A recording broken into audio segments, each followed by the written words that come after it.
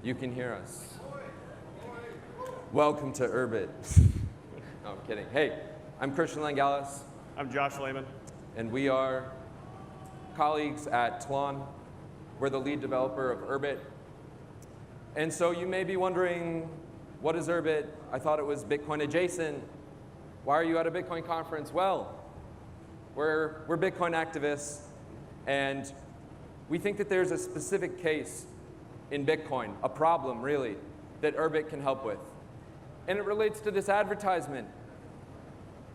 According to my boy, my king, Nick Carter, 30% of Bitcoin keys are stored on centralized exchanges. This is a massive risk.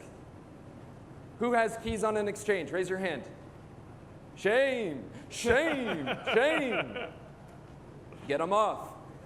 And if you don't, Bitcoin runs the risk of co-option and compromise on its core principles. Sound money. This is ultimately what's at stake. If you can have your Bitcoin expropriated because they're on someone else's server, that's your problem. And in a way, if enough of us are doing it, it's our problem. So, what to do? Why is this problem happening? Really, it comes down to one thing, and it's very basic: UX. On the left is Bitcoin Core, the most sovereign Bitcoin wallet. On the right is the Cash App. You can see the difference. You can see why the normies prefer the one on the right, okay? The one on the left, all power user Bitcoin wallets, Wasabi, Electrum, they all look like that, okay? Not gonna work for everyone, okay? We need to move to the right. We need a sovereign Bitcoin experience that looks and feels good, okay? So, where does Urbit come into this? Urbit is a computer designed to make it radically simple to operate your own personal server. It serves applications, interfaces that you give to it, most of them open source. It's on a peer-to-peer network. It runs distributed protocols in general. And Urbit and Bitcoin really converge on the realization that the personal server, whether it's serving the blockchain, the account of the ledgers, everyone's balances, or whether it's serving your personal data, a server is a tool of sovereignty. And so Urbit intends to distribute these, to put one in everyone's pocket.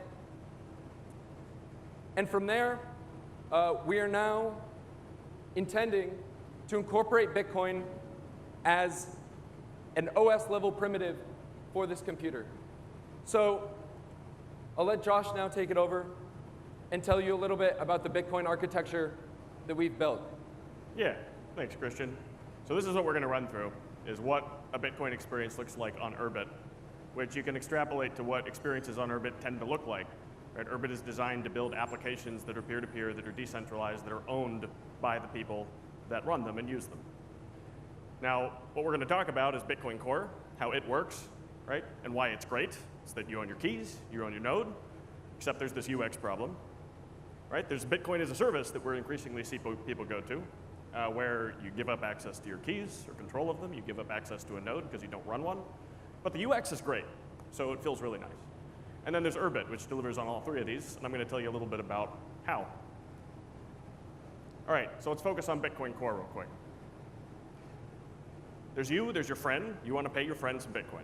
Great, easy.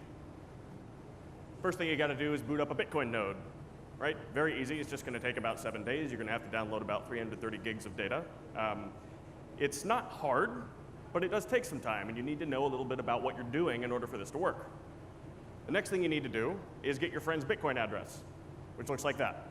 Now, if you're using good OPSEC, you need to make sure that your friend sends it to you on a secure channel, something like Signal, Telegram, Urbit, I don't know. They send it to you, and then you need to not screw it up when you go ahead and punch it into this interface, which is super easy to use. It's obvious what to do. You go ahead and sign your transaction. You send them 0.01 BTC, all is well. Now, this is not something that my mom is going to use. This is not something that most people are going to use. It's kind of hard, and it looks kind of scary. So let's talk about what people are doing instead. They're using Bitcoin as a service, which looks something like this. You and your friend, you download the Cash App, which is great. Very easy. You send your friend 0.01 BTC. All done. Easy.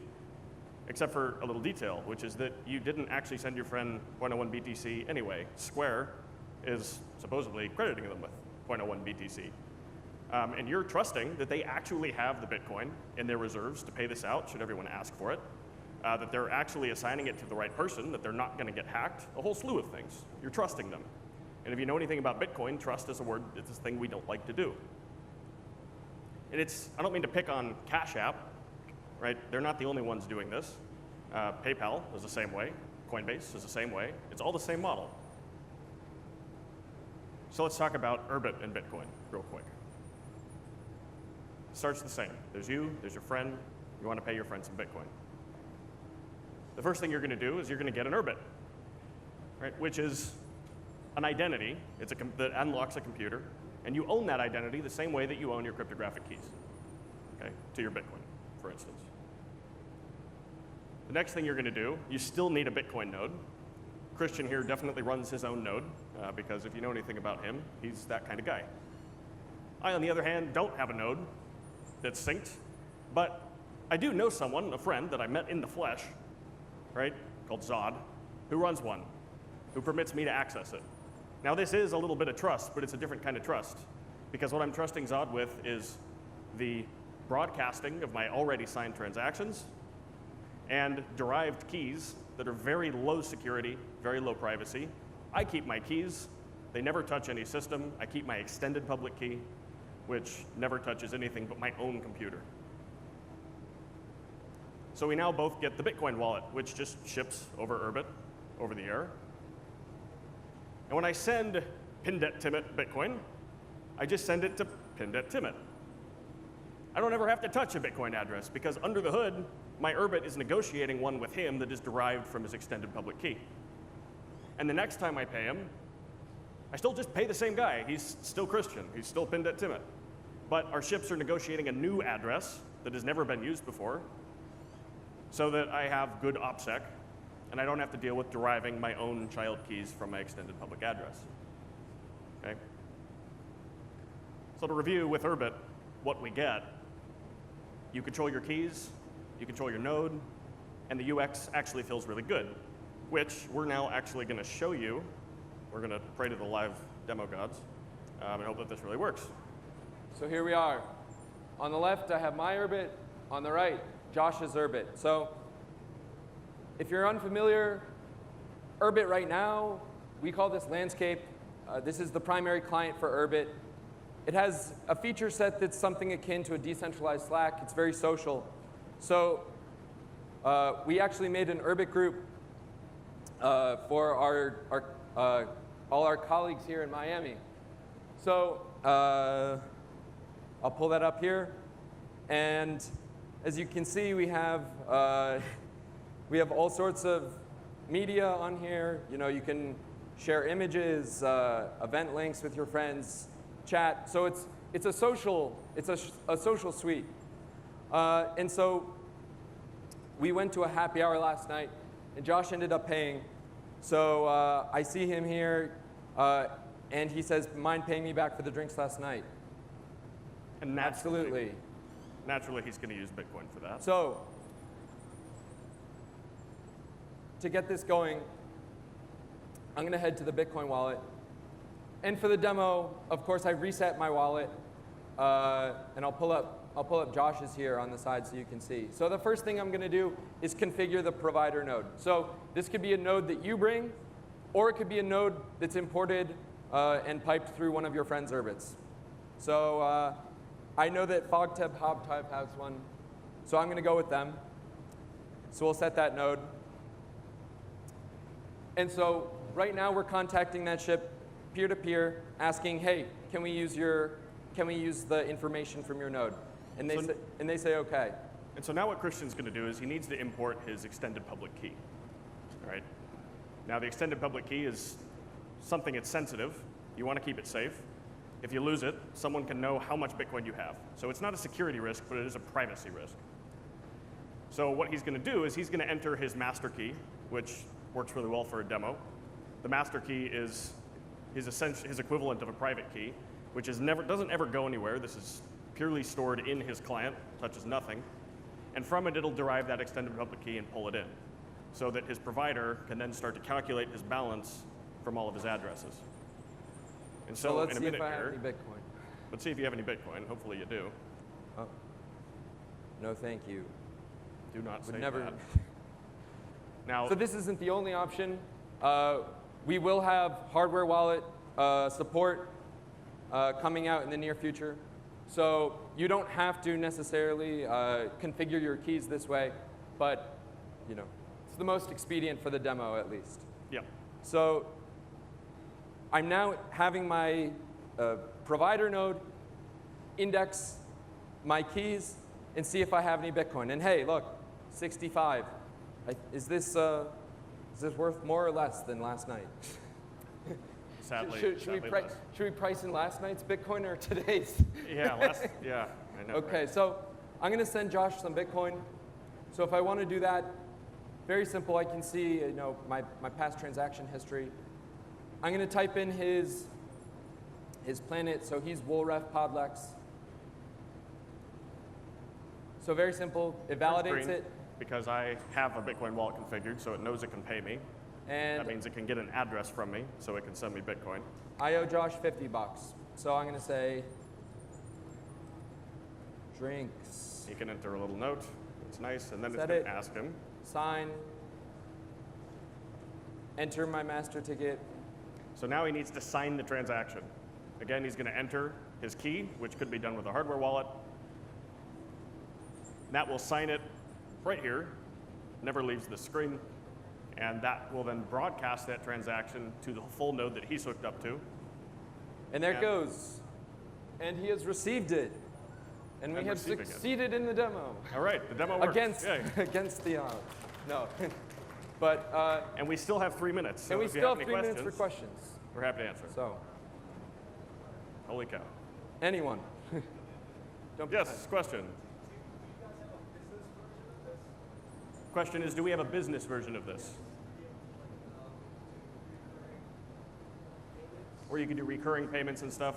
We don't yet. The problem with recurring payments is that you would need to authorize the transaction each time, which means something needs to be able to sign the transaction on your behalf, which means your private keys need to be stored somewhere that can do that. We're still working out the security of the server itself to make sure that you can be certain that your private information is actually stored there safely. There's still auditing that needs to happen of the system in order to make that happen. But you could imagine after we get through that audit and we secure the runtime, then yes, you could have your ship actually handle recurring payments for you on your behalf, confident that it is holding your keys for you. So yeah, you could run your own business off of this. Yeah. It's a good question. Hey, Yes. so this is like a pretty cool P2P UX, like pretty similar to Venmo or that kind of thing. I'm curious to know precisely because what you were saying of like, Yeah, is could you this like speak out a little? closer to the mic? yesterday's crypto price or today's Bitcoin price? Right. What do you guys think it's the right time for an application like this for P2P? When is the right time for an application like this Why to be do you used? think right now is the right time? Oh, to take, back control of your keys? No, It's the right time because it should have been yesterday. to have like a strong P2P use case. Yes. It sounds like it's a strong functionality that you have to just, the use case that you're using is we went yesterday out for drinks, right? So yesterday you paid like $5, probably Miami like Sure. $17 for drinks. Right. And today it's probably worth less or more. So I'm curious to know why you guys think right now is the right time for that use case. Sure. That's a good question. And I think it relates to the fact that, Bitcoin is not everyone's unit of account yet. Most people still pay, in dollars for most things. However, on Urbit, the unique thing is that for small, lightweight digital services, content, what have you, Urbit is actually a platform where all this can be delivered.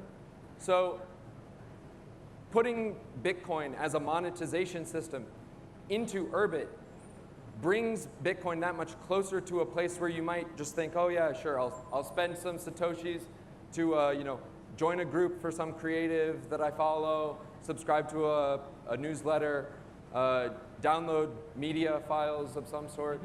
So And I don't the know that idea we is that can- Urbit is really the substrate where I think lots of digital services will be offered. And I don't know that we can say exactly when the right time is to pay for things with Bitcoin. We just think that you should have the option to pay for things with Bitcoin should you want to, and to do so in a way that is actually aligned with Bitcoin's principles. Yeah, thanks. I think we actually need to get Oh. going. Oh, you got to Yeah, One more? could you speak a little bit more to how you could, now that you have Bitcoin in Urbit, you can actually sell subscriptions to the content that you're creating. You can monetize. Can you speak a little bit about that? Yeah, how we that can sell ecosystem. subscriptions to content using something like Bitcoin. Well, I mean, Urbit is it's a general purpose computer. You can program really anything on it. So you could write software that takes subscriptions. You could build a Substack equivalent on this that hooks into Bitcoin as a payments infrastructure. The difference being that you're running your own Substack rather than using the one that someone else provides. But because Urbit is a general purpose platform for arbitrary programming, building arbitrary peer-to-peer protocols, you can do that kind of thing. Does that answer the question? Great. Thanks, Ben. Well, I think that's our time. So thank you so much. Yeah, thank We'll you. see you on the network.